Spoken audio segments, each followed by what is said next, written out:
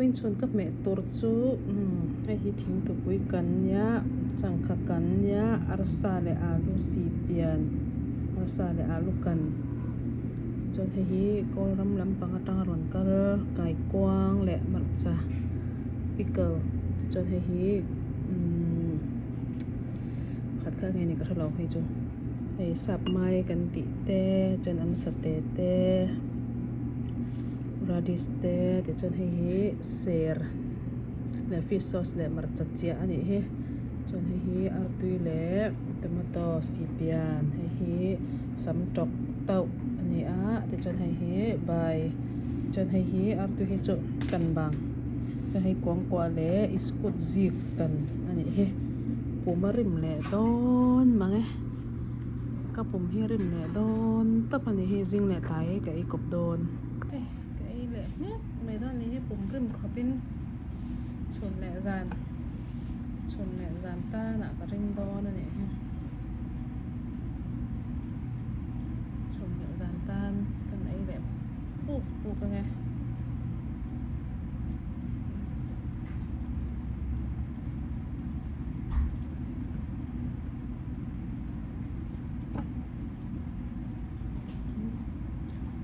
cho mắt này thêm là xa lên mà cho mắt này thêm là xa lên đi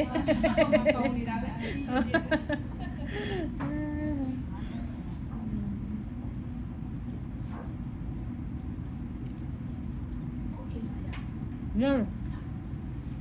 mình gai bây giờ không bên màတွေ့chưa đấy bé nàyတွေ့chưa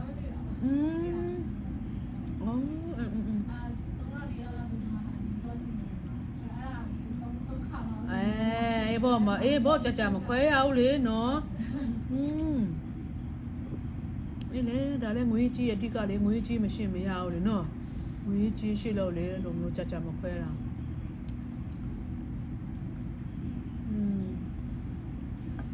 America rồi đi lùi bé nền ngàn cha biểu chuyện là nền ngàn cha bé nhà biết bao nó đi lùi bao tận niên lâu rồi lấy tới là cũ ní đây nhà ở dân tri à chả mà rồi tụt về đam mê đi lùi bé lâu qua lâu ban này khá cho rồi tôiตัวอะไรเลยดีกว่าหรือว่าแบบอีบ่ถ้าเป็นมาเจอ cultural shock เลยพี่มาบ่เนาะอารมณ์မျိုးเลยဖြစ်တယ်တချို့တခါတည်းကျတော့လေအလိုမျိုးနေတာမကြသေးတာပြောချင်တာပေါ့เนาะအေးပေါ့နေတာကြတော့ရင်ဟုတ်တယ်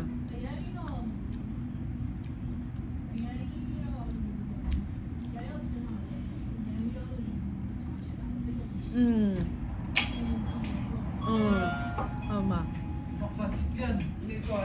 နေ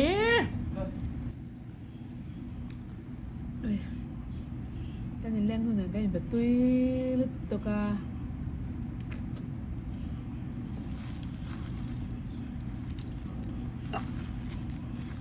bên cần một bằng cho mình len nè cái có này biết không mẹ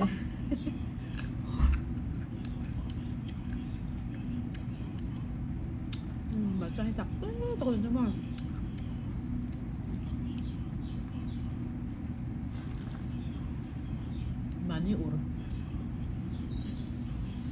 많이 오르는 게 뭐가 한 닭도 어린 페이스에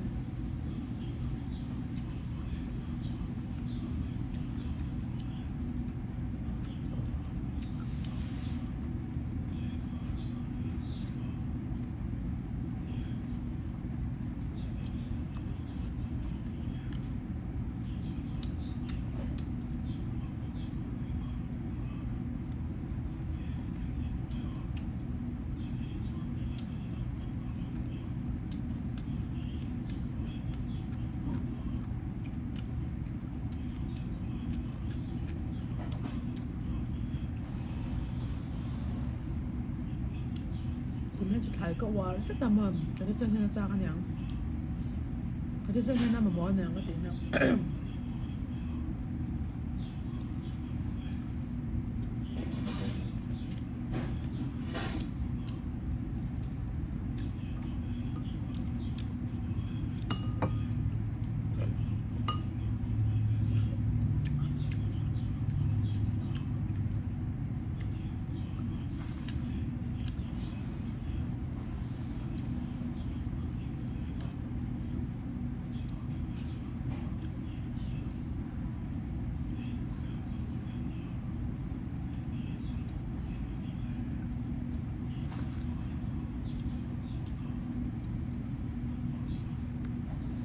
Pumpata itong anasi. Aman nat lang em. Mẹ tôi biang ka pumarin. Kakala hala ng rimbok.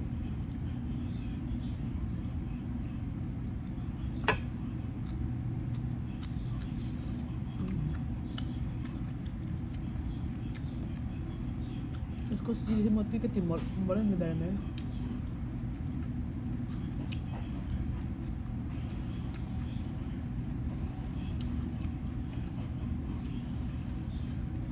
Exclusivement akan lau cho pen ma vok nak ru hang te ne chai ar sa hang te mo bong sa ne te ma an khoi a pot tui ba khoi a pot thak la korong a pot thak la mo a tui tu te pha be tu ke dia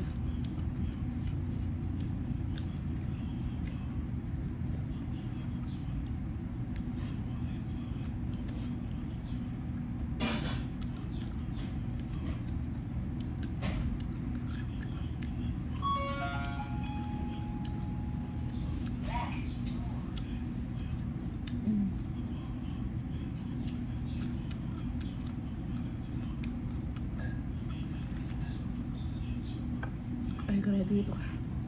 macam taksi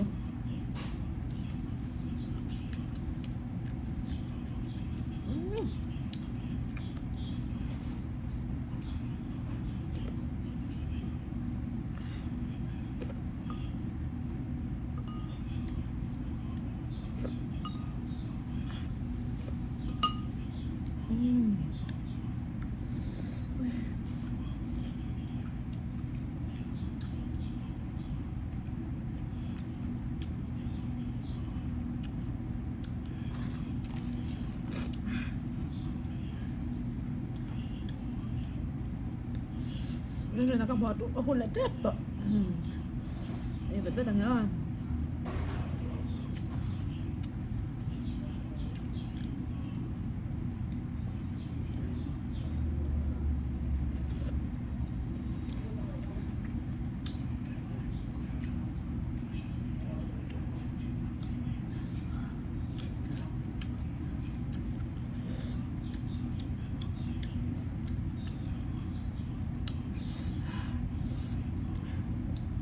Kayaknya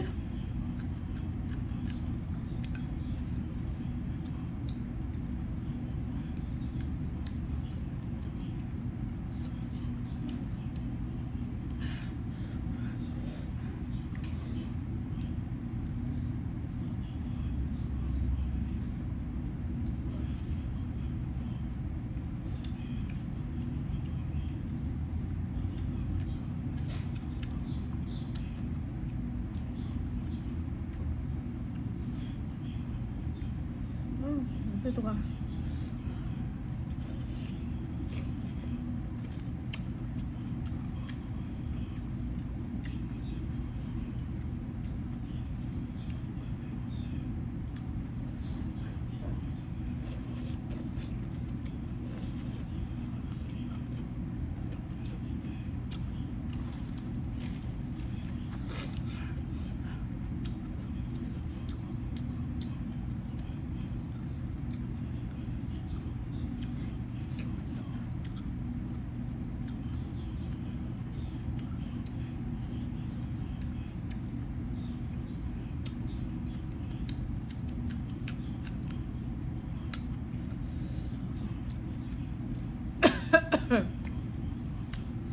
mà cho rim tôi tổ chức học đấy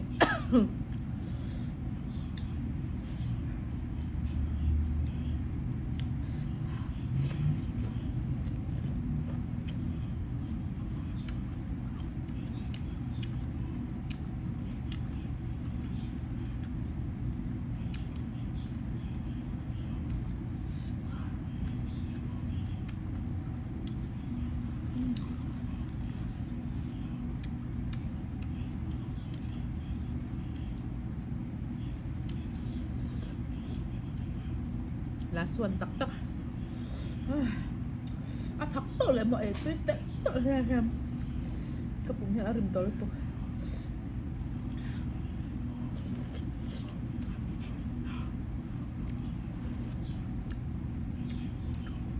That's true tak tak.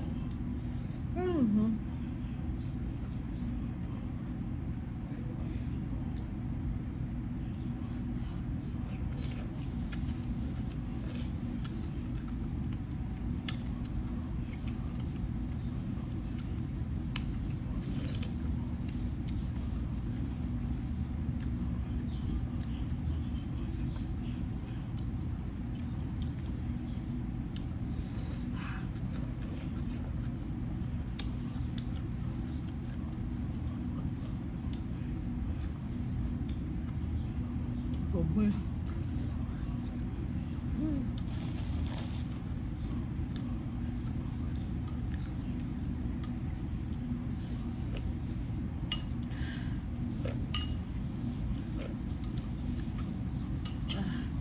Khắm tỏ tắc tắc ấy.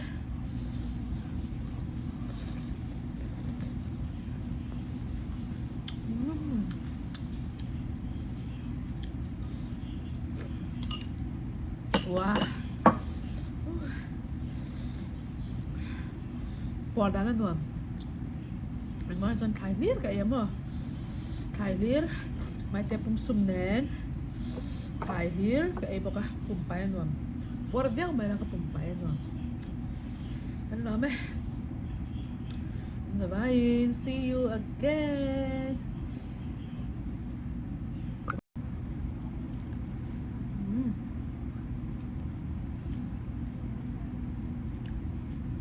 Mình đi chú cắn cầm cha là tôi nói cắn tổ cầm cha là hay nên sẽ cùng khẩn lại mình cái lâu dọa tổ mình cây măng chết rồi hết thao cái này tổ sao in chung anh đã chỉ là vì là thao chung chụp bao nhiêu đã vì là thang à cái cha chợt có phải về cái đáng ở bao đây cái mặt cái này tổ này mà là bao là đủ chết rồi nè bố đây ôi cậu ấy rồi tôi đã sắp bạc bọc hình cắn đòn không ạ cắn mông cắn xoắn nó nào và cắn tỉ rấu mì ha in bay mình chỉ cái là thấy ngắm chỉ mình làm giọt cho chân tiếng cho nhau à bác khăn sấy rồi cho khăn tiếng thì mi cầm ra là thì bộ đồ bộ mà đấy là các bảy bộ này đâu lâu lắc thế là mình mua tiền ha mình chỉ xuất về cho này cho sao bố có hình mặc mẹ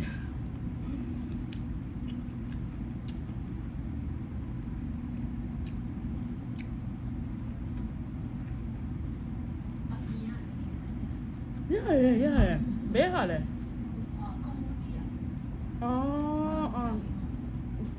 là bà với bà này mẹ ra đó jelly chơi để mà lấy ra tôi nói gì bé giáo nào nó ý rồi bé giáo nào nó để sao ya mà là Dr. Trevor naka mola hola không phụ thì bé na mà đấy Messi bé to đấy na mà là mà không họ đấy nó bây giờ đi downtown mà chỉ là nam mình mà tiêu đâu lâu đấy luôn cho bao lâu chiên thì lâu đấy tiêu nào H này là sao thế nhá con này nó alo không mà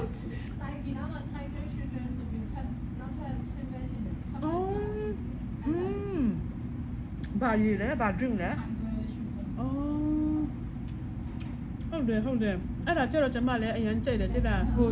tôi chỉ biết là chấm mà mẹ bầu mẹ tôi bảo là phụ nữ lâu thay đấy rồiအခုဒါတွေကျတော့ sugar များမယ်ပေါ့နော်ပြောချင်တာဟိုကလည်း sugar တော့ရှိမယ်ဒါပေမဲ့သူအသီးတွေပေါ်တဲ့အခါကျတော့ဒီလိုကြည့်လိုက်ရင်ကျမ်းမရင်းနဲ့တော်တော်ညီညွတ်မဲ့ပုံပဲဆိုကိုဟုတ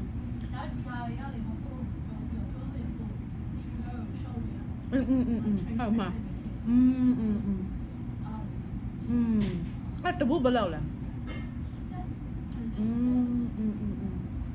ဟုတ်နော်ကုန်စည်နှုန်းတွေတက်တယ်နော်ပြီးခက်ကြီးကအဲ့လိုတွေမဟုတ်နော်fight တော့ဘောတယ် fight 99အဲ့လိုမျိုးတော့မရှိတာခုတော့အကုန်လုံးတက်ပြီမလွယ်ဘူး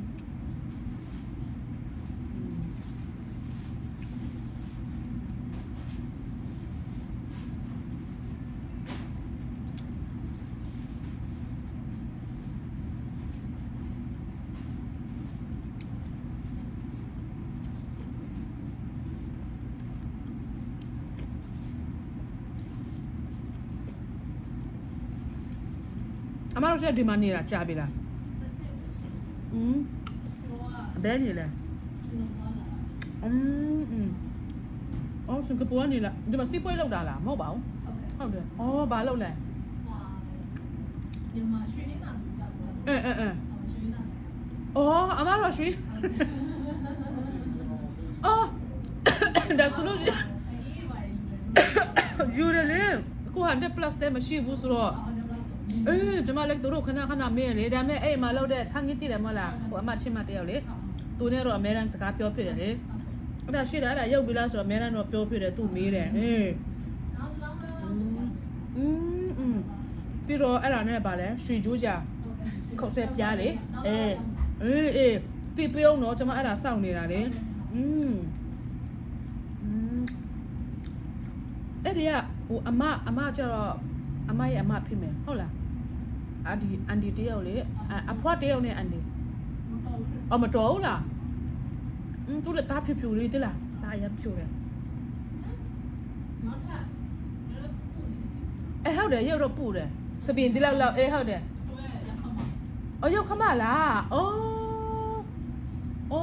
ဟုတ်လား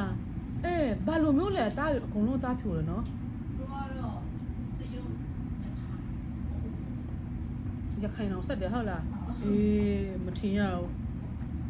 ဘူးပြီးတော့အမျိုးသားကြတော့မွန်လာတို့ကမြန်မာပြည်မူပြည်နယ်ဘက်ကနေလာတာလားပြောချင်တာမြန်မာပြည်ကမော်လမြိုင်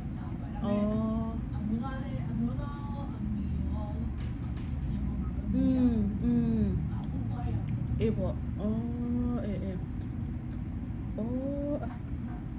ဘုမမီးဖြစ်တယ်စကားဆက်လို့မသိဘူးကျမမြန်မာပြည်ဘက်ကတရုတ်ပဲထင်တာပေါ့နော်အမတော့လေအဲ့လိုမျိုး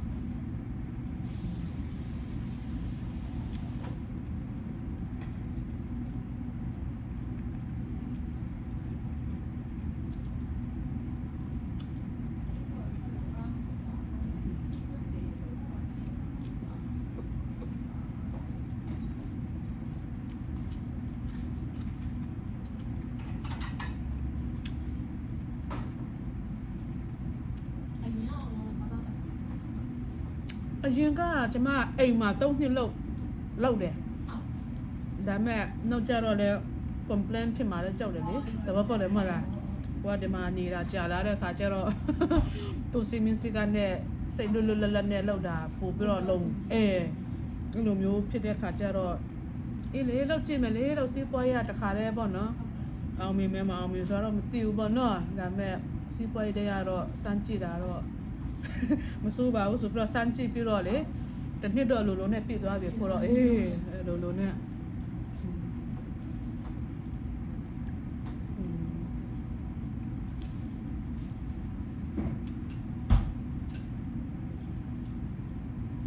ဒါမဲ့ရွှေရင်တာကျတော့ဒီမှာနေတာကြာပြီမဟုတ်လားအမကျတော့တနစ်ပဲဆိုတော့ဗာလဲအရင်ကတော့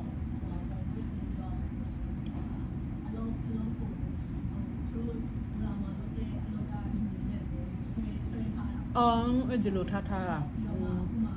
ကိုဟာကိုနဲ့ရန်လိုက်တာကိုနဲ့ရန်တော့ပူတတာမလားပူတော့စင်ပြူလားတတာလည်းမလားစင်ပြူတာပူပင်ပန်းလာလားမပြောတတ်ဘူးမလဲဦးနော်ဟုတ်တယ်လေဒါပေမဲ့အမတို့ကတော်သေးတာကျတော့အချက်ပြုတ်မဟုတ်တဲ့ခါကျတော့လေဟုတ်တယ်မဟုတ်လားဟိုတဆင့်လို့ခုနပြောသလိုပေါ့လေအရင်တော့အဲ့လိုလှမ်းလွှဲခဲ့တယ်ဆိုတော့လေခုမှလုံးပိုစင်ပြီလေကျမတို့လိုကိုယ်တိုင်ချက်တဲ့လူတွေကြတော့လက်ရကတဘောပေါ်တယ်မဟုတ်လား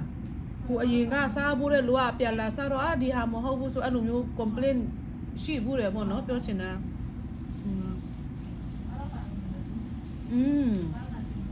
ဟုတ်တယ်အဲ့ဒါတော့မှကိုကဝါသနာပါလုံးလို့တာဝါသနာမပိုင်လေတကယ်ပြောတာမရအောင်နော်ဘာလို့မစိုးဝါသနာမရှိလုံးဝမရအောင်ဒီခံစိတ်တော့ဘာတော့ပေါ့နော်ဘာမှမနိုင်ဘူး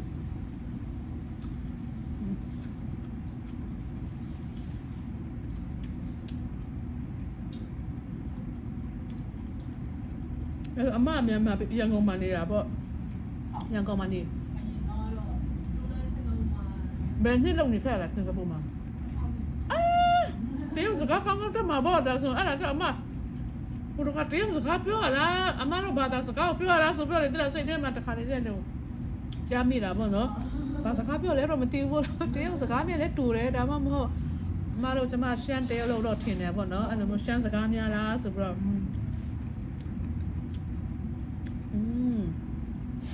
အခုအဖေမေလည်းရှမ်းမှာအမဝစင်ကာပူမှာပဲလားအဲ့လိုလားအမျိုးမျိုးပဲပြောလိုက်မထင်မှကြရလာဖြစ်နေတယ်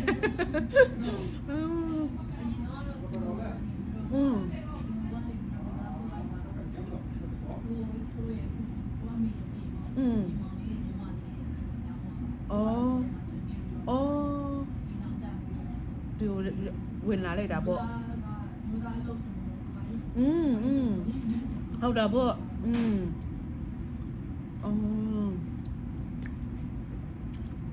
ဂျပန်မှာနေရပြင်ပမှာပေါ့နော်သူလည်းဂျပန်လည်းအရင်လောက်ကြတယ်ဆိုတော့လေနော်အမေရိကလောက်မလားဂျပန်ပို့လောက်မလားပဲထင်တယ်ဟုတ်မှာစိတ်လို့ပဲတကယ်ပြောတာဟုတ်တယ်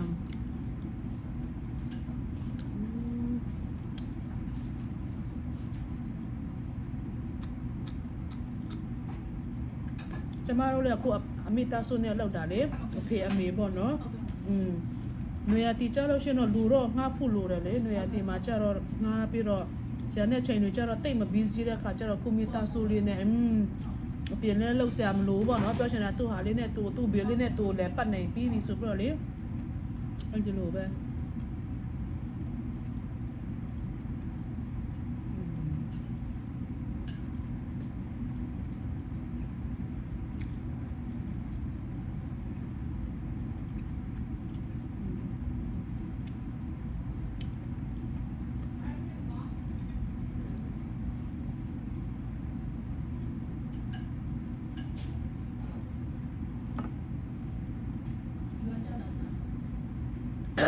တမကျတော့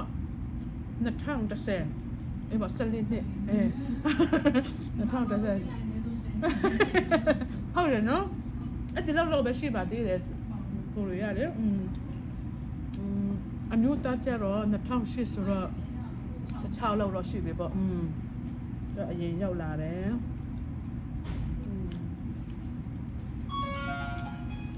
ဒီလိုပါပဲနိုင်ငံဆိုးကျိုးကိုလည်းခံစားနေရတယ်နိုင်ငံဆိုးကျိုးလို့ပြောရ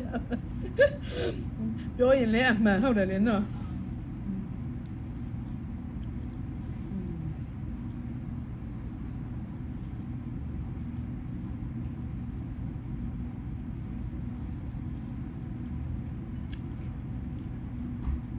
အဲ့ဒါမြန်မာပြည်ပြန်ဖြစ်သေးလားဒီရောက်တော့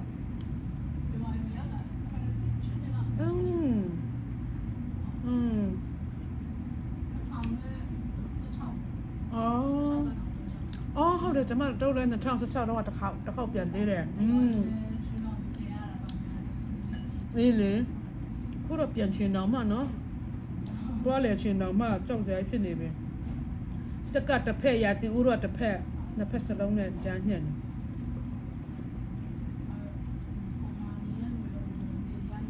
ကြားနေဟုတ်တယ်ပြီးတော့အမတို့ဒီအိမ်ချံဝင်းကိုပိုင်သေးလားကျမရွှေရင်သာဆိုတဲ့စာတွေ့ဘူးတို့လိုပဲလို့အခုတော့မရှိတော့ဘူးလားအေးကျမတွေ့ဘူးတယ်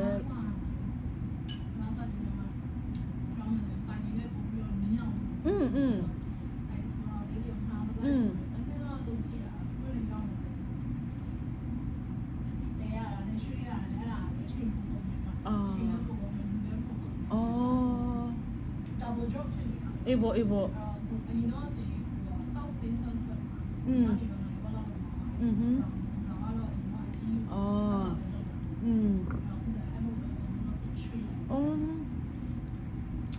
ဒါဆိုရင်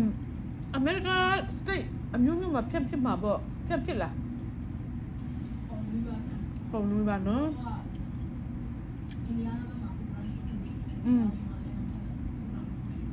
哦，哎呀你哦，Texas ချင်းနော်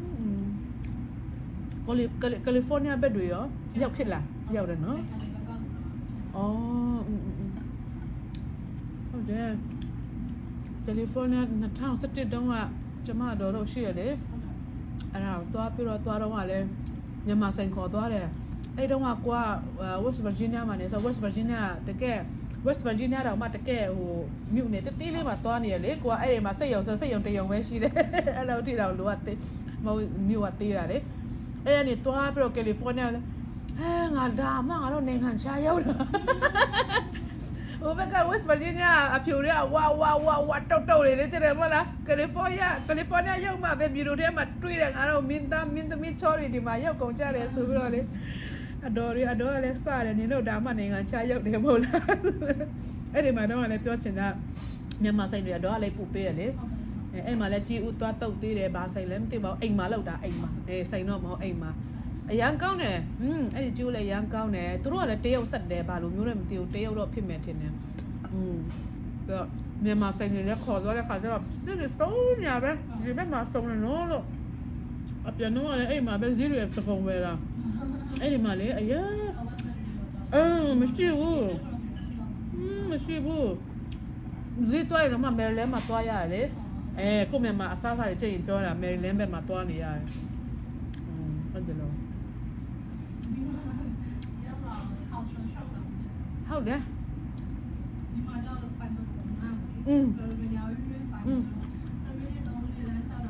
ရောက်ကိုတော့အလောက်စင်ပြတာပေါ့မဟုတ်အလောက်ဘက်ကနေပြောရင်တော့စင်ပြတာပေါ့နော်အမတို့အတွက်ကဟုတ်တယ်လေပင်ပင်မဲ့ဒါမဲ့အဲ့လိုစိတ်များတဲ့အခါကျတော့အမတို့ဘက်ကပူတော်စင်ပြသွားတာပါအလောက်တမဘယ်နှစ်ယောက်လောက်ရှိမယ်ချင်းလဲဘယ်နှစ်ယောက်မှဟားလဲဒီ Indiana branch မှာပဲပေါ့နော်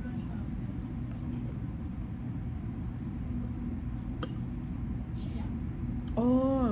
နိုင်တယ်ပေါ့8ယောက်နဲ့နိုင်တယ်တော်တော်ပြင်ပမှာနော်ဆိုင်တွေများတယ်ဆိုတော့လေ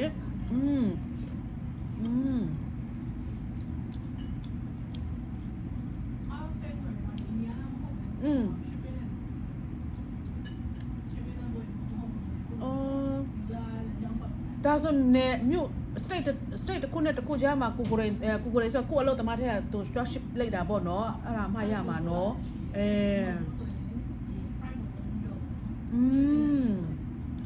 နော်မို့ဆိုရှင်ပစ္စည်းတွေကလီးချိန်များတယ်ဆိုတော့လေနော်အဲ့လိုမှာကောင်းတယ်အဲ့လိုမျိုးမှကိုကမြန်မာဘာပဲပြောဒီမှာဘယ်လောက်ပဲနေကိုမြန်မာအစားအစာတွေတော့မြန်မာပြောချင်တာတော့ကိုဇာတိအစားအစာတော့ချိတ်ကြတာပဲလေနော်အသက်ကြီးလေးပူတော်နှစ်သက်လေးပြောကြတယ်ကျွန်မမှန်မယ်ထင်တယ်ကျွန်မလေအဲ့ဒါ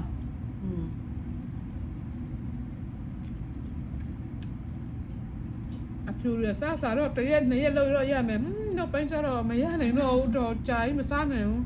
တပတ်မှတစ်ခါဆိုတော်ပြီရပြီတိလား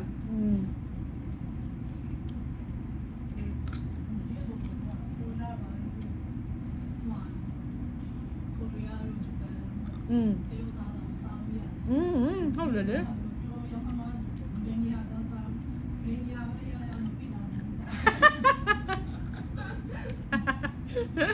အဲ့တော့ပြောရလေအတက်ကြီးတွေပူတော်သိတာမယ်လို့ပြောချင်တာလေတိလားကိုကဘယ်လောက်ပဲသူများအစားစားနေကိုအစားတော့ကြတော့တပတ်တရက်မှာတော့မဆိုင်မရဘူးကလေးတော့မရှိသေးဘူးပေါ့လက်ထက်တာရှာပြီလားကျမတို့လည်းလေးနှစ်လောက်မှရတယ်ခလေးဒီနေ့မနေ့တငယ်ချင်းတော်မှအဲ့ဒီကလေးတော့ငယ်သေးလိုက်တာတဲ့နင်တော်ရုံနဲ့ကိုယ်မရှိတာလားတဲ့လို့သူတို့တပည့်တွေကအသက်16 18နှစ်ရှိပြီလေ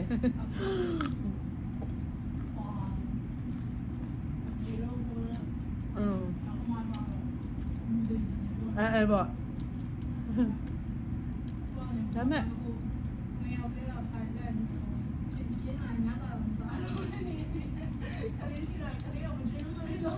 ဟုတ်တယ် မဟုတ်တကယ်ပြောတာတို့လားကျမလည်းအစတော့ကလေကလေးမယူခင်တော့ကိုကမောင်နှမ2ယောက်တည်းဆိုတော့လေတော့ကလေးအလွန်ဆုံးတော့4ယောက်ကနေ6ယောက်တော့လိုချင်တယ်ပေါ့နော်ကိုကစိတ်ကိုထားတာလေစိတ်ကိုထားတာပေါ့နော်မယူခင်တော့မရှိခင်တော့ပြောတာအခုလည်းရှိရော3ယောက်မြောက်တာလည်းလူကြီးတွေပြောတာပါနေကလေး1ယောက်2ယောက်ကောင်းကောင်းလေးပြုတ်စို့တော်ပြီ3ယောက်ထက်မများစီချင်တော့သဘောပေါက်တယ်မှာပဲဟိုကွာမြန်မာပြည်လူမဟုတ်တော့လေကလေးတွေအိမ်ရှိမှဟိုကစားပါကစားမထိန်ရင်တော့မှရတယ်သဘောပေါက်လာပြောချင်တာလေဟိုအိမ်ကြီးရှင်တွေအကုန်လုံးကဒီလိုနဲ့ပဲကြီးပြင်းလာကြတာလေဒီမှာကျတော့ဟုတ်တယ်ဒေးခဲတော့မှအရန်စီးကြီးတယ်လေဒေးခဲတော့မှအရန်စီးကြီးတဲ့ခါကျတော့တကယ်မလွယ်မှန်း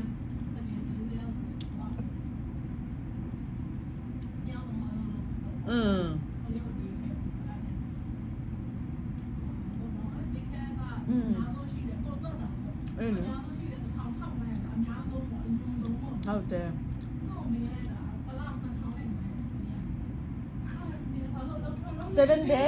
7 day လား 5 day ဘယ်နေရာမှာတွားထားတယ်အဲ့လိုစီလိုက်တာနော်ကျွန်မလည်းအဲ့လိုမထင်ဘူးအိုး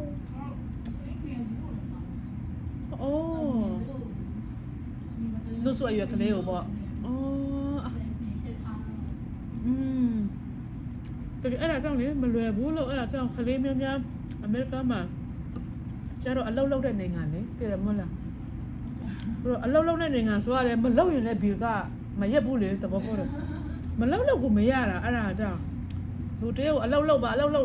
မြန်မာပေးရလိုမျိုးပေါ့နော်သွားပြီးတော့တွန်းစရာမလိုဘူးကိုဘီကနောက်ကနေတွန်းနေတာမြန်မာပြည်မှာကျတော့ပြောချင်တာသိတဲ့အတိုင်းပဲလေအိမ်ထောင်ဦးစစ်တကူမှာတယောက်အလုပ်လုပ်ရင်နှုတ်ကြံ9ယောက်5ယောက်ကတော့အေးစစ်စားလို့ရတယ်သဘောပေါက်တယ်မဟုတ်လားဒီမှာကျတော့မရဘူးလေနော်ဒီခါကျတော့ကုန်လုံးကလောက်ရတော့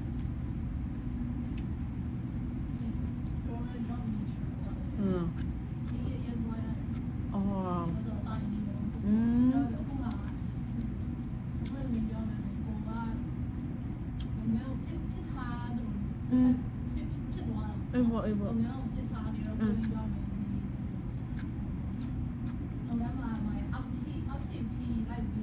မလုပ်နိုင်တော့ဘူး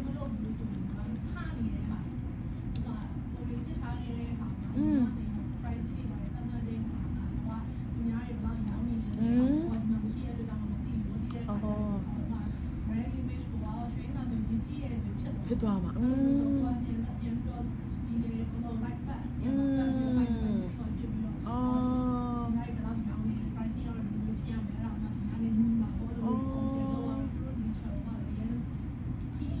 ဟုတ်မှာနော်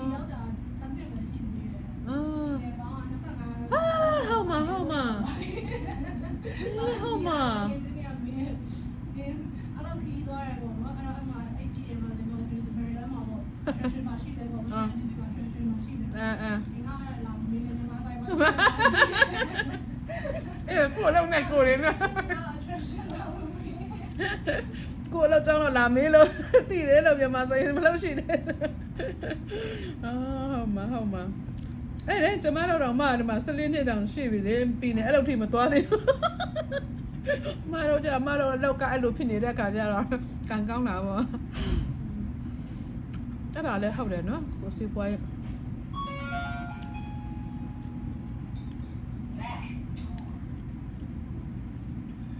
ဒီမှာကျတော့အတီနေမယ်ပေါ့နော်အိန္ဒိယမှာကျတော့စီပွားရလဲအဲ့လိုဖြစ်တယ်ဆိုတော့နော်တခြား straight ကိုစဉ်းစားနေရတာမသိပါ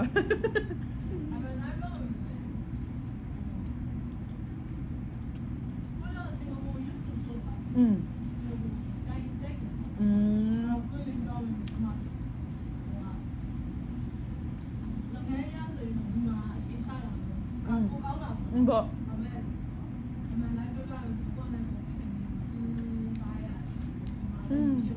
တဘာပေါက်လားစင်ကာပူလည်းဒီနေရာနဲ့မကွာဘူးလေပြောချင်တာဟုတ်တယ်မဟုတ်လားသူ့ရဲ့ living standard ပေါ့နော်ဒါမဲ့ဆိုတော့ ညီရှိတွေ့တော့ကျွန်မအမေရိကတော့ကောင်းပါတယ်သူ့ရဲ့ plan တွေပေါ့နော်ညီရှိအတွက်တော့ကောင်းတာပေါ့ဒါမှမဟုတ်လေအသက်ကြီးလာမှပြန်လာခဲ့လေစင်ကာပူဘယ်မှာနေရလဲ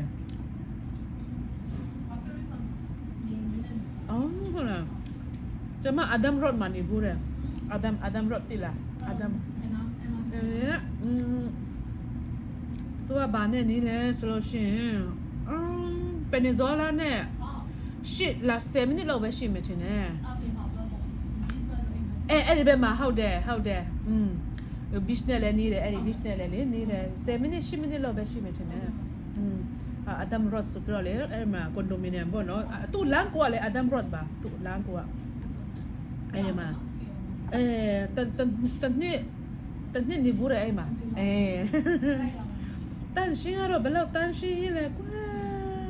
လမ်းစရာကြီးတကယ်လေအဲ့လောက်တော့ဟုတ်တယ်တစ်ဖက်ကကြည့်တော့တေးလဲတေးသလိုကြည့်ချက်နိုင်တယ်ပေါ့နော်ဟုတ်တယ်အဲ့ဒါလည်းဟုတ်တယ်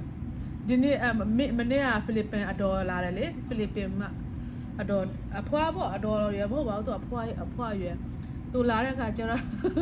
သူပြောလေ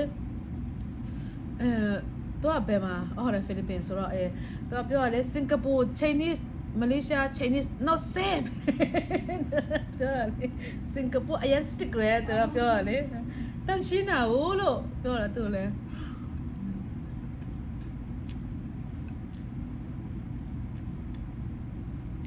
ပြောရဲစင်ကာပူလဲ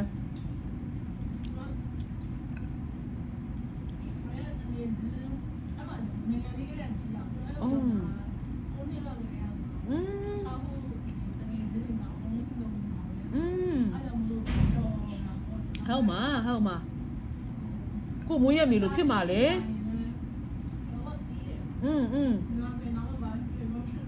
အကောင်လုံးတိမှာနော်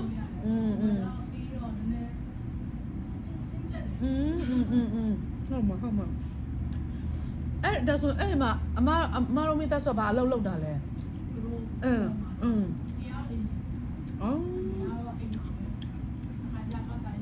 အဲ့ဒါကြောင့်စင်ကာပူမှာနေနေတာပေါ့နော်မလွယ်ဘူးလေအခုဂျပန်မှာကြတော့ရောအင်ဂျင်နီယာပဲလောက်ကြတာ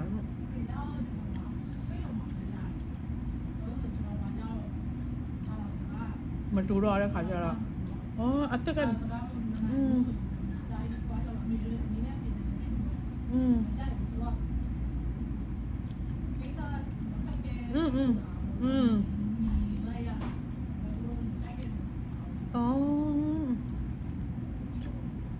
ကာပူမှာအဲ့လိုဂျိုင်းနေတာပါပြလို့ဂျပန်မှာသွားဖြောင်းတာလေနော်နှမျိုးဆိုင်စင်ကာပူမှာနိုင်ငံသားဖြစ်သွားပြီလားဒါဆို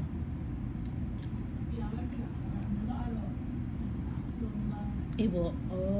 မဟုတ်လေအမဖေနဲ့မေရတော့အဲ့လိုလား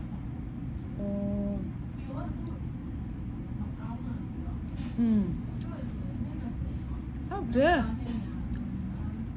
တည်တယ်အဲ့ဒါတည်တယ်ဟုတ်တယ်ဒါမဲ့ဒီလိုစဉ်းစားကြည့်လေနေငါသေးတာ哦ကိုပြောချင်တာဖြစ်တင်ပါတယ်ပြောချင်တာသဘောပေါက်တယ်မဟုတ်လားဖြစ်တင်ပါတယ်ဆိုတော့အဲ့လောက်တော့သူတို့လည်းစီကန်းရှိမြင်ထင်ပါတယ်ပြောချင်တာလေတော့နေငါသေးတဲ့ခါကျတော့လူဦးရေနဲ့နေငါမီနဲ့မလောက်မှလည်းဖြစ်မှာလေအဲ့ဒါကြောင့်အဲ့ဒါတော့သဘောပေါက်ပေးပဲ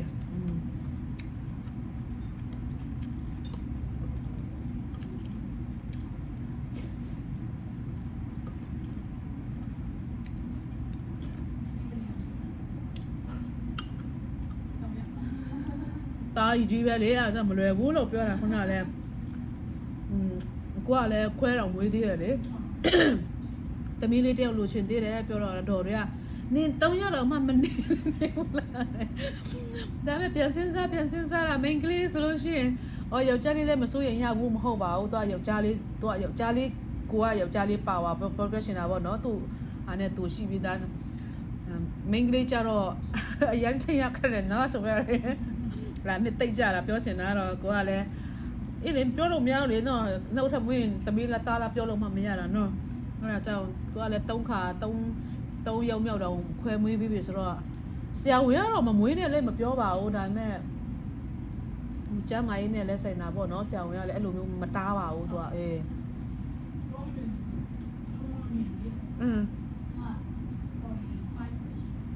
ဘာတူဟုတ်လား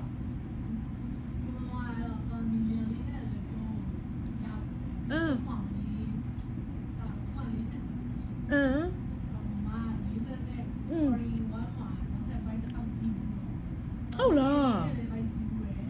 ကြည့်ပါလားကြည့်ဘူးတယ်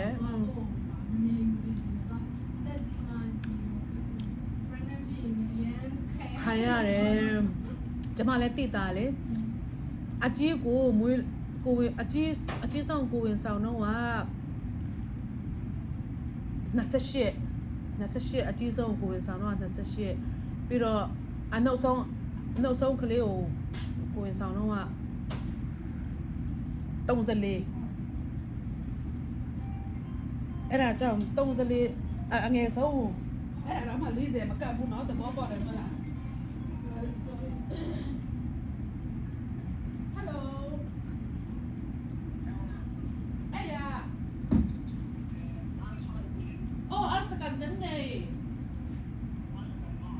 Anu nak kasi dia.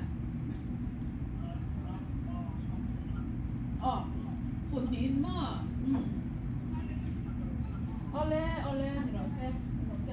Oh, ole, kalau mereka.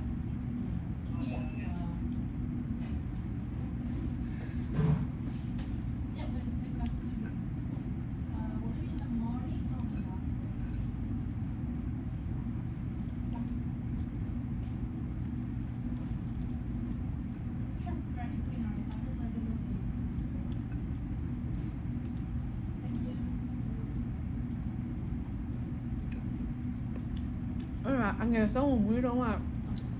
tết sum mà vào liền cô bên xa xong cái đấy cả mũi khá nên thì tết sum mà vào ai lùm nhiều biểu chuyện à mà đủ rồi là bọn nó tết cả scar biểu ấy ai rằng mà lý giải mà cắt tiêu nữa biểu chuyện à là trong ấy bọn dù này nó cao nào bọn nhẹ dùဒါမဲ့လေများနေဆိုတော့အေးဘောနှစ်စွန်ကောင်းပါပြီတချို့ကျတော့ယူပြီးတော့မင်္ဂလာဆောင်ပြီးတော့တိတ်မကြောက်ကလေးယူတော့ကျွန်မတိတ်မကြိုက်ဘူးပေါ့နော်အေးအဲ့ဒါကျတော့တိတ်မကြိုက်ဘ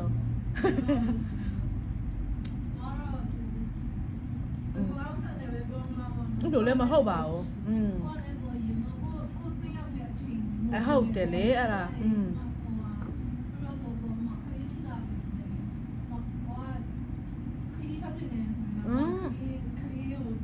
ဟုတ်တယ်လေပြောချင်တာတော့လေမြတ်နှစ်စလုံးနားလည်မှုလဲတယောက်နဲ့တယောက်အရင်ယူသဘောပေါက်တယ်မလားဟိုအေးဘောနှစ်စလုံးနားလည်မှုအရင်ယူပြီးမှနားလည်မှုအရင်ယူဆိုတော့သူ့အကြောင်းလဲသိရမယ်ကိုယ့်အကြောင်းလဲသူသိရမယ်သဘောပေါက်တယ်မလားဟိုတခါတည်းဘုံတင်းကြီးယူလို့ရှင်ခလေးယူပြီးမှပဲဟိုကဖြစ်လိုက်တရားဖြစ်လိုက်ထဖုတ်လိုက်ဆိုလို့မရမကောင်းပြန်မှုလေအနောက်မှာခလေးရှိပြီဆိုတော့လေအဲ့ကကျတော့နေစလုံးကျမတော့ဒီပေါ်လေးနှစ်ဆိုရပြီကျမလည်းကြိုက်ကျင်းနဲ့တယ်ပြောချင်တာလေကျင်းနဲ့တယ်အေးကိုတော့ပိမခလေးကအရငယ်ပင်မဲ့လဲပြောချင်တာတော့ဟိုလင်မယားအကြောင်းပေါ့နော်တယောက်နဲ့တယောက်ကောင်းကောင်းသိတဲ့ခါကျတော့ပိုတောင်ယုံကြည်မှုပူများတယ်ပြောချင်တာလေအဲ့ဒါကြောင့်ပြီးတော့အဲ့လိုမျိုးချက်ချင်းခလေးယူတဲ့လူကြရတယ်လေလို့ပြောမလဲတိတ်ပြီးတော့စောကလေးယူတိတ်ပြီးတော့ဘယ်လိုပြောလဲလူကြီးတိတ်မဆန်နေတယ်လို့ဖြစ်တယ်နော်ဟာလို့ဆိုနော် experience ပြောမှာဘယ်လိုပြောရမလဲကျွန်မလဲ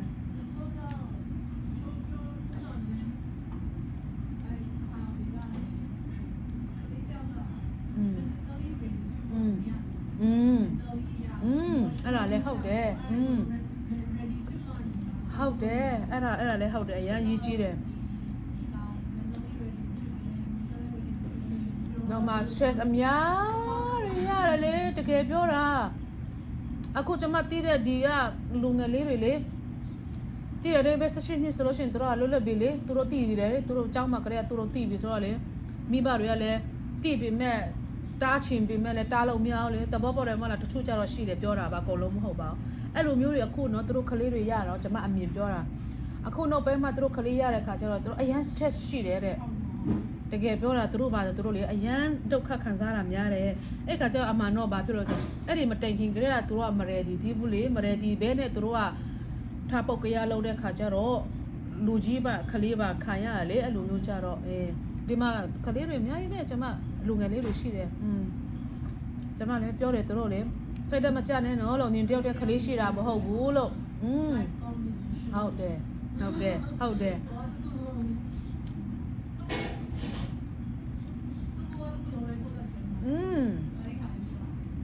ဟုတ်တယ်လေဒီကကျွန်မတငယ်ချင်းခလေးတွေတားတွေသမီးတွေဖြစ်ပေါ့နော်ကျွန်မဟိုခင်ရင်ဆုံးပါတယ်ဆိုတော့ဟိုဆုံးမတာမဟုတ်ပါဘူးဟိုအတိပေးတာပါအတိပေးတယ်ဆိုတော့ညီတို့အဲ့လိုတယောက်တည်းခံစားမနေနဲ့ညီတို့တယောက်တည်းခလေးရှိတာမို့ငါတို့မှလည်းရှိခဲ့တယ်လို့ဒါပေမဲ့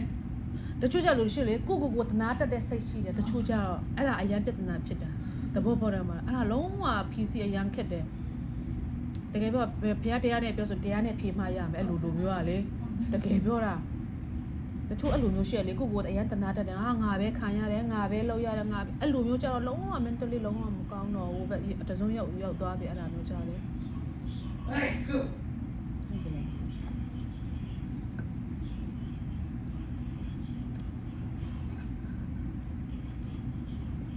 မမျိုးတန်းเนี่ยတက်ဘယ်လောက်กว่าလဲกว่าလားငါလားဟော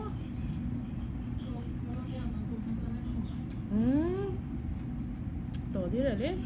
ကျမမျိုးသားရှင်းနှစ်กว่า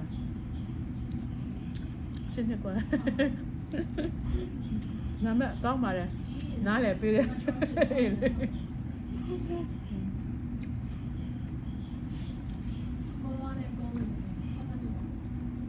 ဘယ်လိုနဲ့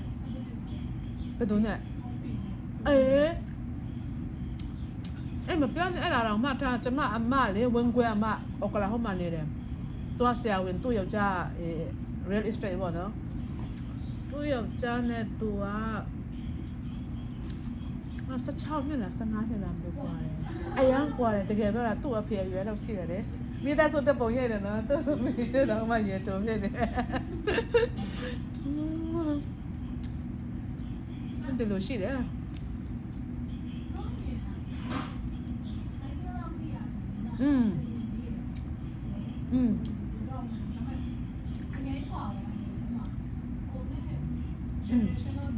ဟုတ်တယ်အဲ့ဒါ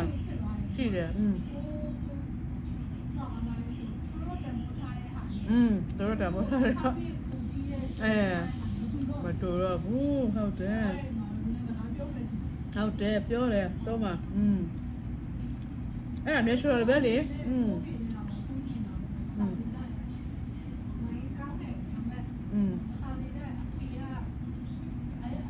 ဖြစ်တတ်တယ်တပတ်ပေါ်တယ်အင်းဒါအဲ့ပါဖြစ်နေတယ်အဲ့ဒါတဘာဝပဲလေနော်ဖြစ်နေတယ်အသက်ကစကားပြောလေအသက်ပြောတယ်လို့ခက်ကပြောရလေသူတို့ခက်အမြင်နဲ့ကိုခက်အမြင်မတူတော့ဘူးလေအဲ့ခါကျဟုတ်တယ်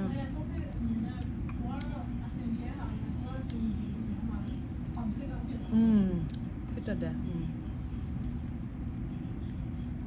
ဒါပေမဲ့ဒီမှာပျော်ပြီမဟုတ်လားတစ်နှစ်လောက်ရှိပြီဆိုတော့ဟာလည်းပြောတဲ့ချိန်တော့မတည့်ဘူးလားအလုပ်တွေဖြစ်နေတယ်ဆိုတော့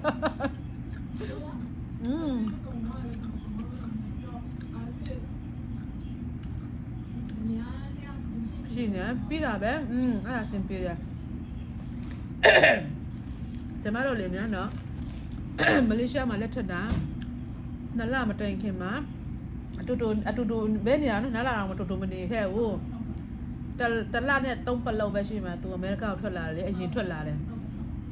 အဲ့မှာလင်မြန်နှစ်ယောက်လင်ယူခါစားပဲဆိုတော့အဲ့လေ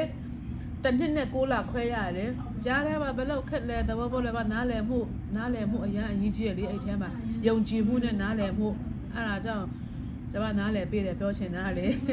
ဟိုဘက်ချက်ဒီဘက်ချက်အရင်ခက်တယ်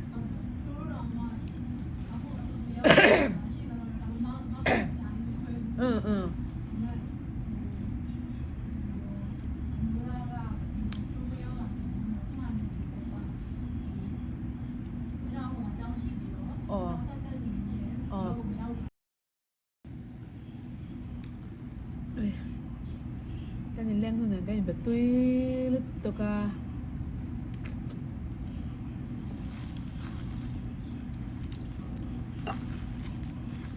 bain kan mukbang cho lên nè cái con này biết không mẹ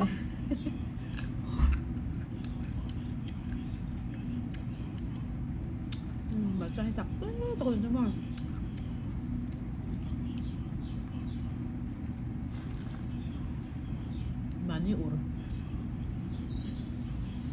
많이 오르느냐 해보가 한 닭들도 어린 편이지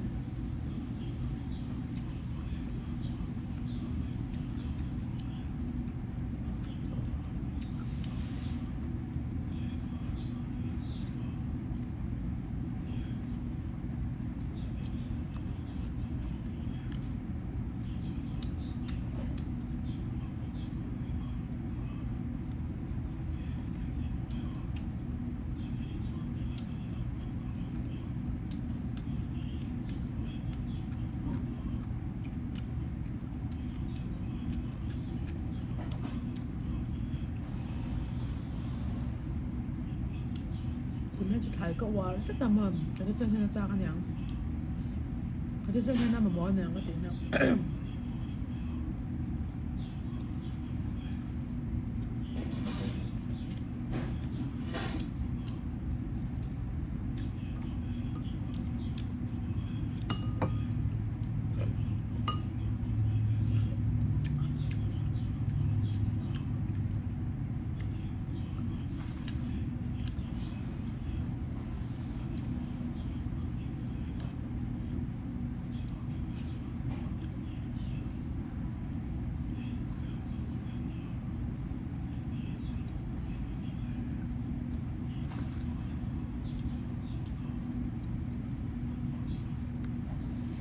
Pata itu anas sih apa napang em mẹ tôi biang ke pemerin kekale halan dan rimbok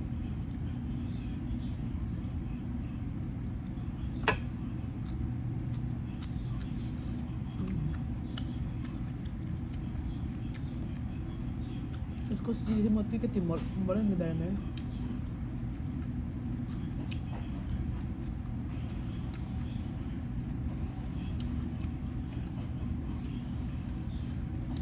terus dia mah akan lau cak pen mah vak nak ru hang te ne join ar sa hang te mah bong sa ne te mah khoi apot pui na khoi apot thak la korong apot thak la mah tui tu te phabe tu ke dia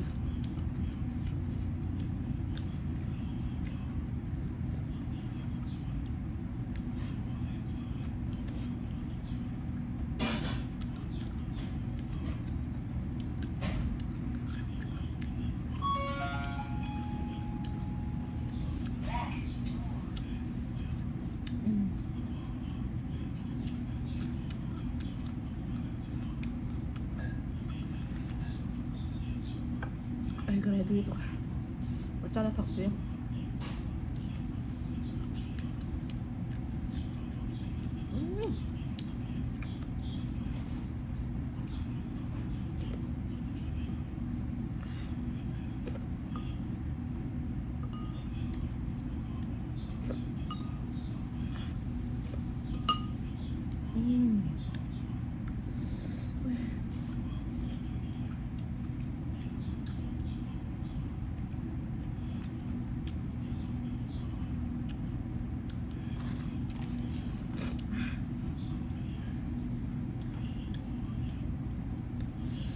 Nên là các bạn hôn lại chết vậy. Em phải rất là ngon.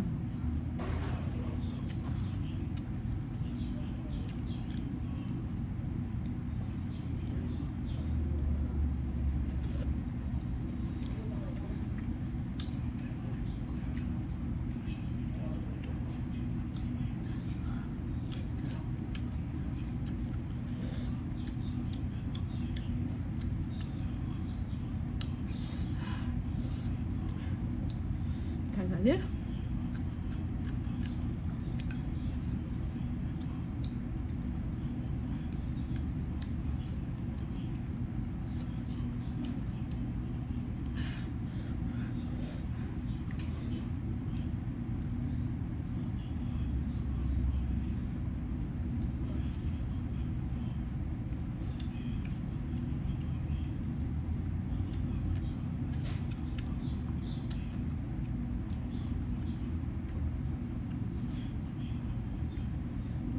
Ito ka.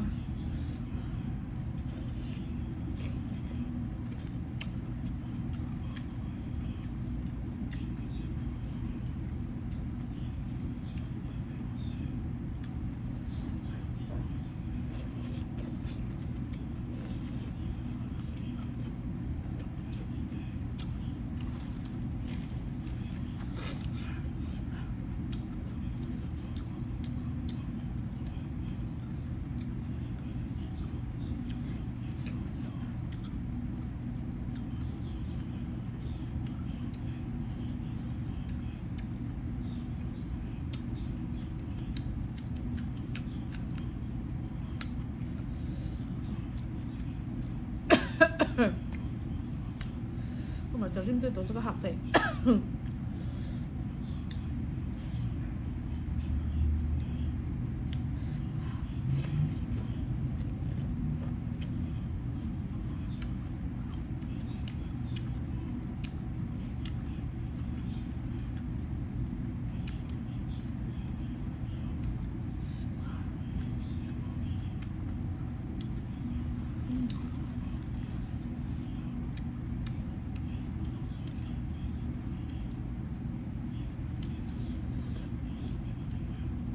Last one tak. Takto le mo ito to hem. Kapungnya arim tol to.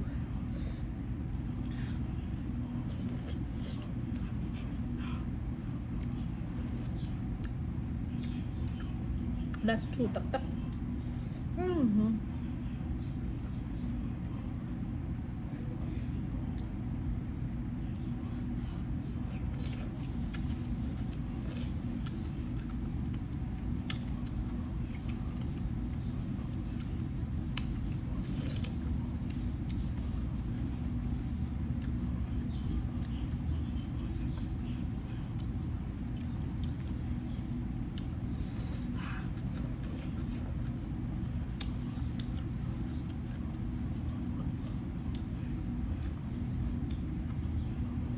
Rồi.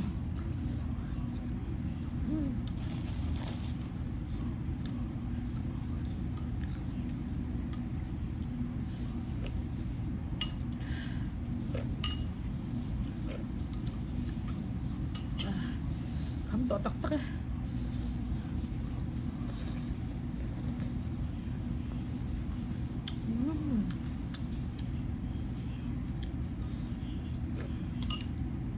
Wow. Bỏ đá lên luôn. Mình nói rằng khai liệt cái em à. Khai liệt. Mai tép pung sum nen.